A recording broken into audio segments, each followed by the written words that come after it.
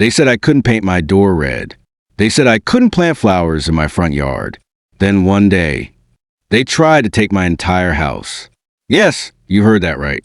This is a story of how my quiet suburban life turned into a legal battlefield, and how I stood my ground and won against a powerful HOA.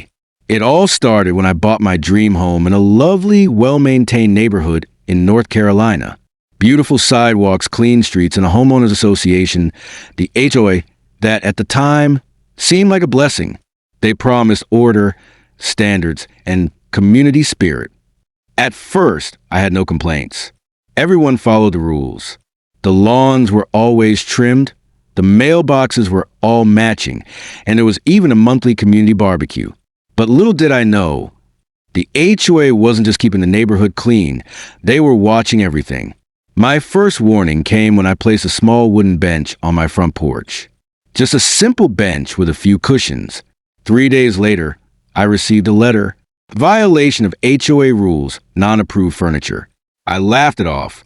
Next, they sent a complaint about my mailbox being too dull and asked me to repaint it in an HOA-approved color. Then, they fined me for planting marigolds, yes, marigolds, in my garden because they were too bright. It was ridiculous, but things were about to get worse.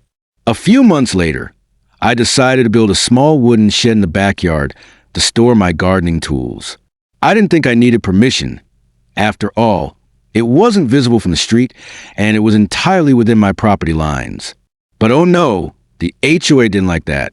I received a certified letter stating I committed a major architectural violation, and that if I didn't remove the shed in 14 days, I would face legal action. I tried to reason with them. I showed them pictures, documents, even proof that other neighbors had similar sheds. But guess what?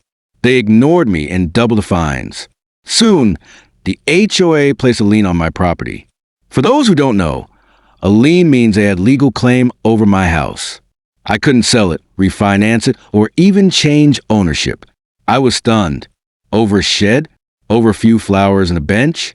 I had two choices. 1. Obey, remove everything and pay the fines. 2. Fight back. I chose the second. I hired a lawyer who specialized in HOA disputes. It wasn't cheap, but it was worth every penny. We dug into their bylaws, and guess what we found? They had violated their own rules. The shed was legal under the county zoning law, and the HOA had failed to provide proper notice for many of the fines they issued. We filed a counter lawsuit. The courtroom drama went on for months.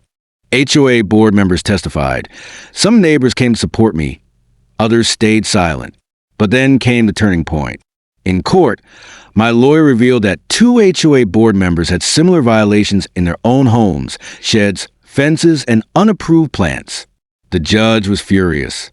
He ruled in my favor. The lien was lifted. The fines were canceled. And not only that, the HOA was ordered to pay my legal fees. I walked out of that courtroom feeling like a warrior. I had stood up to a powerful, rule-obsessed organization, and I had won. After the case, I became a local legend in the neighborhood. People started to speak out more. The HOA became more transparent. They rewrote some of their outdated rules. And me? I still have my shed. I still have my marigolds. And I still sit on that porch bench, sipping my tea, free. Sometimes, doing the right thing means standing alone. But when you know you're right, don't back down. If this real-life story inspired you, hit that like button, share it with someone who needs to hear it, and subscribe for more unbelievable true stories. Because truth is stranger than fiction, and sometimes stronger too.